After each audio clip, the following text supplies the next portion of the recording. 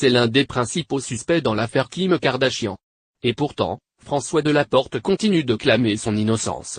Dans la nuit du 2 au 3 octobre 2016, la star de télé-réalité était volée et séquestrée par plusieurs hommes dans son hôtel particulier parisien alors qu'elle était présente en France pour la Fashion Week. Résultat, pas moins de 9 millions d'euros de butin dérobé. Le braqueur supposé a été libéré il y a quelques jours après avoir passé 8 mois dans la prison de Villepinte.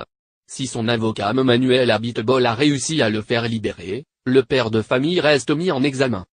Dans les pages de Paris Match, il s'est exprimé pour la première fois sur le braquage dont a été victime la sœur de Kourtney Kardashian après une incarcération pas facile. Kim Kardashian, je ne connaissais que son nom, lâche-t-il avant de révéler avoir appris que la star s'était fait agresser par les médias. J'avais suivi l'actualité du braquage, ça a fait les gros titres. Quelle ne fut pas ma surprise quand on est venu me chercher et quand un homme que je connais a reconnu les faits, déclare le suspect.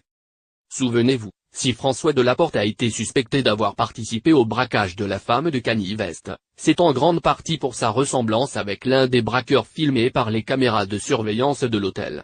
Mais pour lui, c'est très commun avec Aomarite que Dash, surnommé le vieux, sont infondés. Cet homme doit faire 30 kilos de plus que moi. Il a des cheveux noirs, moi gris. La police dit qu'il boite de la jambe gauche et que moi aussi. La juge a refusé l'expertise médicale sur ma jambe. Or je n'ai jamais boité, affirme-t-il même s'il avoue avoir des liens d'amitié avec le braqueur. Je ne peux pas dire le contraire. Je l'ai vu avant et après le braquage, sans être au courant de rien. Lui-même l'a dit.